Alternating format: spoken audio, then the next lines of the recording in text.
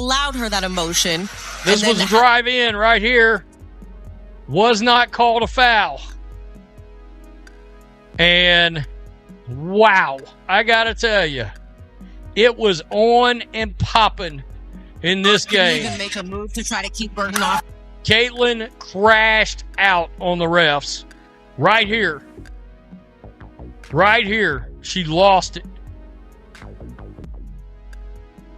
And you could tell at one point in the game, later after this, she got pulled out of the game, and I think she slammed the table on the way out of the game. But this is another look at this. Real close. I've got to be honest. The officials allowed. The women's basketball world just hit an absolute boiling point. Shocking internal rumors and heavily debated media fallout have exposed what many are calling a massive institutional agenda targeting Indiana Fever phenom Caitlin Clark. While Caitlin Clark continues to draw historic, record-breaking crowds to the arena, severe claims are circulating that league executives are growing deeply concerned by her overwhelming momentum. This goes far beyond standard on-court physical defense or typical rookie officiating. Media analysts like Christine Brennan have sparked intense discussions regarding how the league manages its biggest star. Following highly publicized games against rival teams, including intense matchups involving voices like Natalie Nakase, the corporate establishment seems completely divided on how to handle this unprecedented popularity. Why would anyone try to control the growth of a generational draw? The truth behind this exploding administrative battle will leave you speechless. Let's break it down. The basketball world is currently dealing with a massive wave of speculation after reports surfaced regarding how the league handles its biggest stars. Are they my only logic is that they are hoping that something bad happens during this game tonight, so that they can say, well, look, this has happened. We're reporting this whole fan base and something happened tonight. For months, fans have noticed a strange energy surrounding the coverage of Caitlin Clark. Every single time Caitlin Clark sets a new milestone or breaks a viewership record, the conversation shifts from her on-court brilliance to outside drama. It feels like a coordinated effort to keep the spotlight from staying on Caitlin Clark for too long. Observers are starting to wonder if the traditional structures of the sport are simply unequipped to handle a phenomenon of this scale. The tension reached a boiling point during a recent matchup that was supposed to be a historic celebration of the game. Instead, it became the epicenter of an entirely different kind of media storm.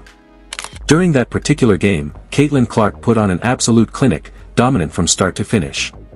She was flashing the elite playmaking and long-range shooting that made her a household name during her collegiate career. The Indiana Fever offense was clicking on all cylinders, leaving the opposing defense completely scrambled. By the time the final buzzer sounded, Caitlin Clark had secured an incredible triple-double, leading her team to a blowout victory.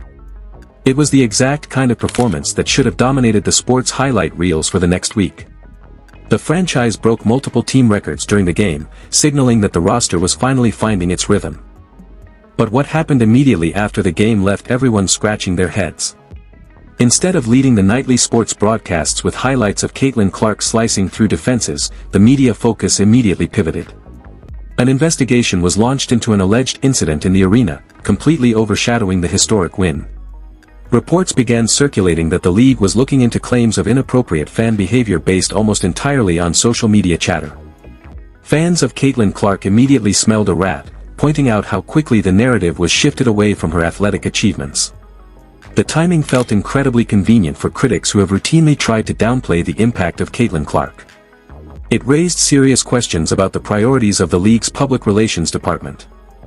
What makes this situation even more bizarre is the complete lack of concrete evidence regarding the alleged incident.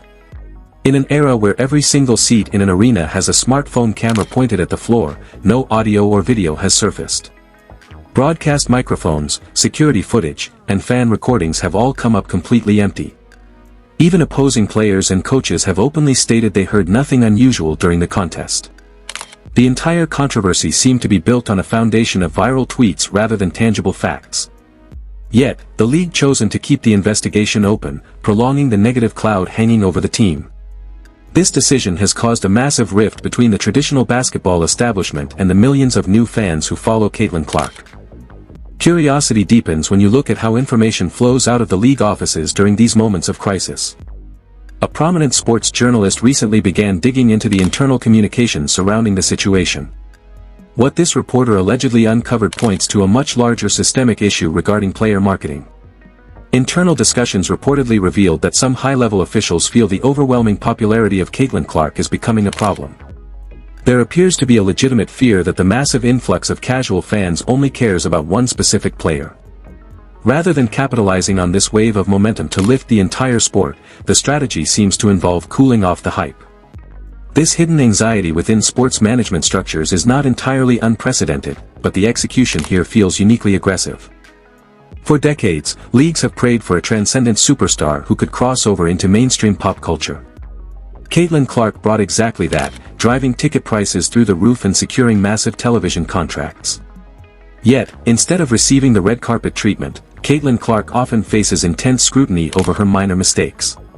Her defensive positioning is microanalyzed, and her emotional outbursts on the court are treated like major character flaws. It creates a stark double standard when compared to how other foundational superstars are treated by their respective organizations. To understand how deep this goes, you have to look back at the very beginning of the professional career of Caitlin Clark. Even during the draft lottery and the subsequent training camps, the marketing materials felt noticeably restrained.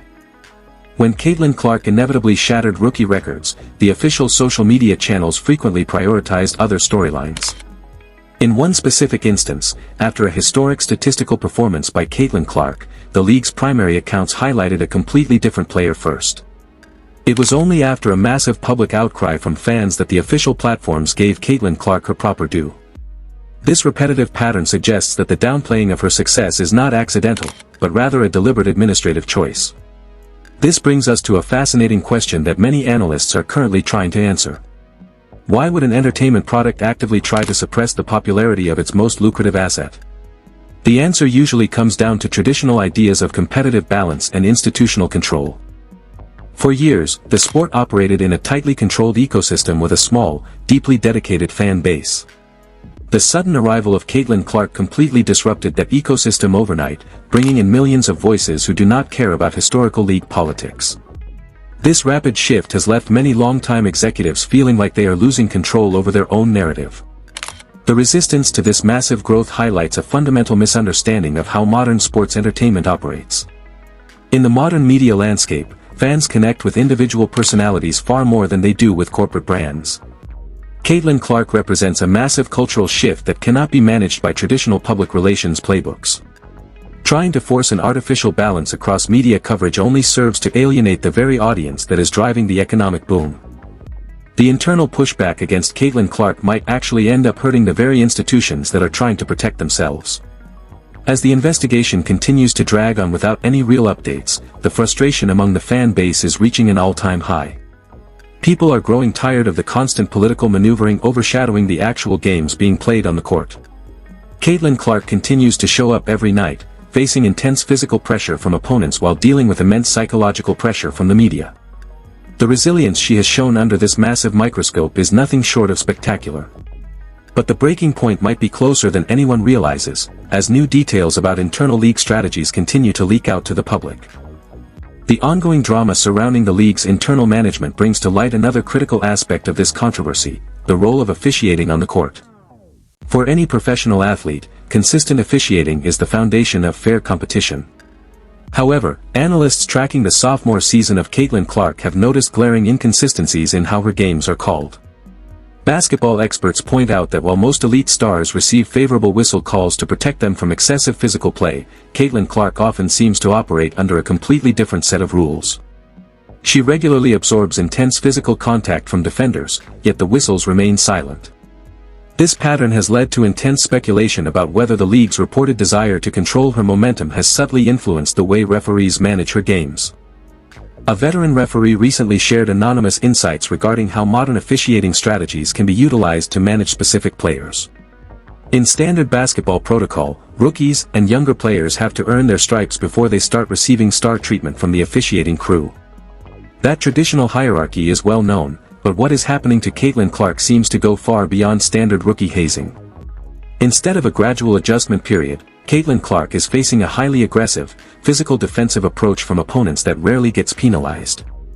When Caitlin Clark voices her frustration to the refs, she is frequently met with technical fouls or complete indifference. This dynamic has forced her to adapt her game rapidly, relying on her elite passing and court vision to bypass the physical traps. This lack of protection on the floor becomes even more concerning when you look at her historic statistical output. Caitlin Clark was the most heavily fouled player during her collegiate career because her speed and shooting range make her nearly impossible to guard legally. When she transitioned to the professional level, that defensive aggression doubled. Yet, her free throw attempts do not reflect the sheer volume of contact she initiates and absorbs. Critics argue that by allowing opposing defenders to play hyper-physically against Caitlin Clark without consequence, the game effectively minimizes her scoring efficiency. It creates a scenario where her impact can be suppressed without the league ever having to make an official statement about it. Behind closed doors, the institutional anxiety regarding her massive popularity appears to be driving these subtle adjustments. When an individual athlete becomes bigger than the ecosystem they inhabit, it threatens the established power dynamics. For decades, the league maintained total authority over which players were pushed into the national spotlight. The marketing department decided who the faces of the franchise would be, utilizing carefully curated media campaigns. Caitlin Clark completely shattered that model by building an organic, unstoppable fan base entirely on her own. This organic growth means she does not owe her stardom to traditional gatekeepers, which naturally creates friction with old-school executives who prefer a more managed environment. This friction is not just playing out on the court or in internal emails, it is deeply impacting her teammates and the locker room dynamic. When one player commands 90% of the media attention, it can easily breed resentment within a roster. Opponents and critics have routinely predicted that the locker room of the Indiana Fever would eventually fracture under the weight of the media circus surrounding Caitlin Clark. However, the exact opposite seems to be happening. The bond between Caitlin Clark and her teammates has only strengthened as they navigate this intense pressure together.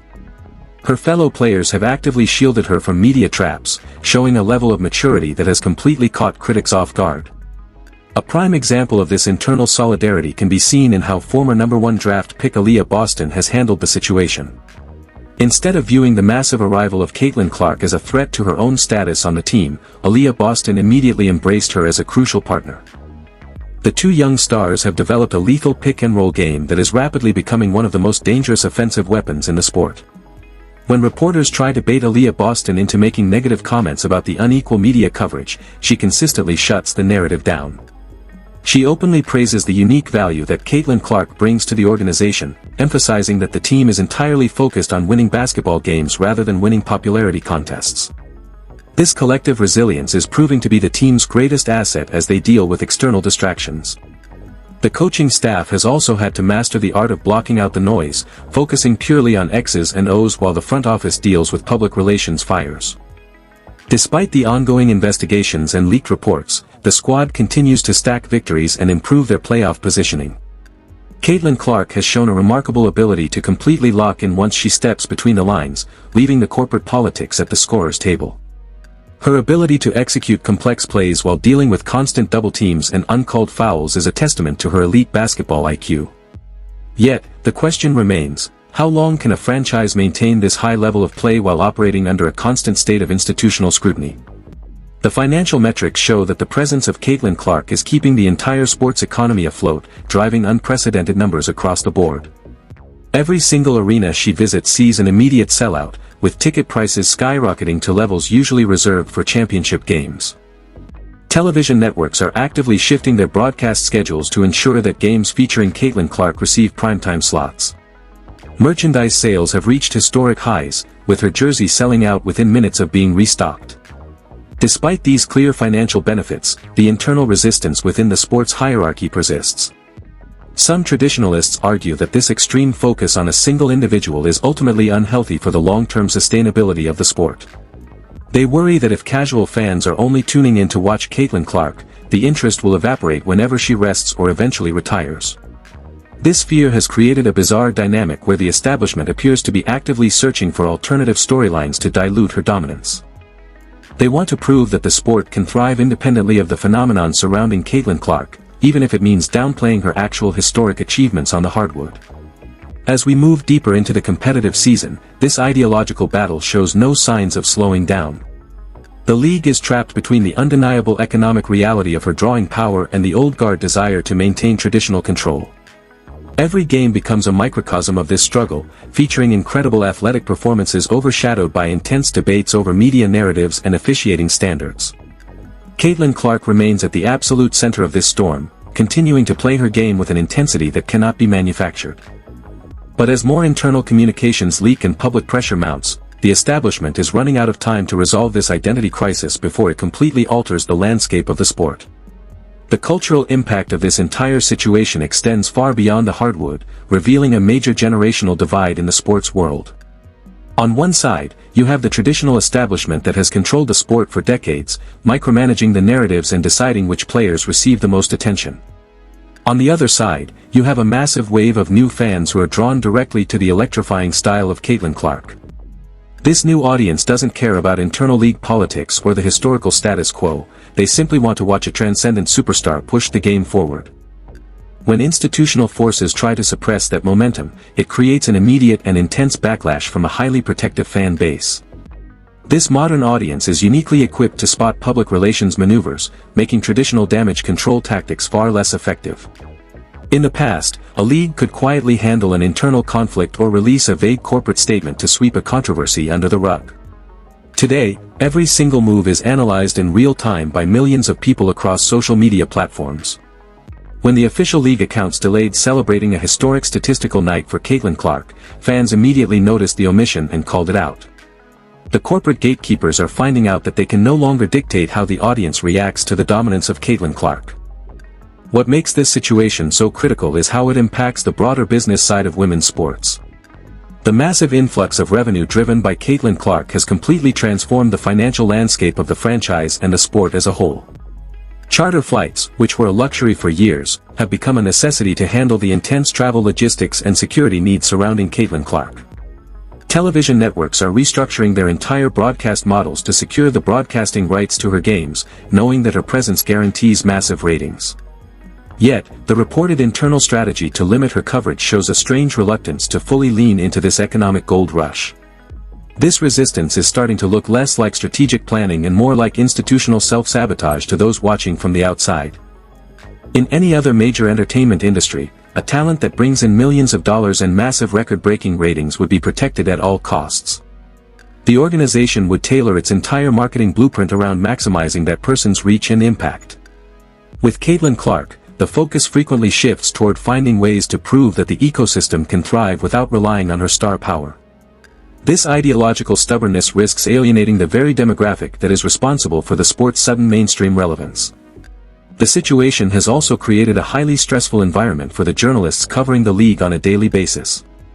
Reporters are finding themselves caught in the middle of a massive culture war, balancing standard basketball reporting with the intense politics of the front office. A simple question about the physical defense played against Caitlin Clark can instantly spark a massive debate about league agendas and media bias. The reporter who initially exposed the leaked communications faced an immediate wave of pushback from corporate entities trying to discredit the findings. This defensive reaction only serves to fuel the public's suspicion that there is a genuine, coordinated effort to manage the sophomore superstar behind the scenes. Despite the corporate chaos swirling above her, the performance of Caitlin Clark on the court remains the ultimate truth teller. You can try to manipulate media coverage, adjust officiating styles, or prolong unsubstantiated investigations, but you cannot hide the box score. Every time Caitlin Clark steps onto the court and drops a deep signature logo three-pointer or executes a precise full-court pass, she renders the corporate narratives completely irrelevant. Her production forces the sports world to acknowledge her greatness, regardless of what the internal memos might say. The sheer talent displayed by Caitlin Clark is acting as a massive magnifying glass, exposing the internal friction of an organization trying to catch up with its own growth. This brings us to the upcoming landmark events on the sports calendar, where this tension is expected to reach an absolute peak. The mid-season showcase and the post-season tournament are designed to be massive celebrations of the sport's elite talent. However, the ongoing controversy surrounding the leaked audio and the unresolved arena investigation has cast a long shadow over these events. Rumors are already circulating that certain executive factions have discussed altering the promotional plans for these major events to ensure the spotlight is shared more evenly. Fans are already preparing for a major showdown if the official marketing materials attempt to downplay the clear drawing power of Caitlin Clark. The athletes themselves are navigating this complex landscape with varying degrees of success, trying to maintain their focus purely on basketball.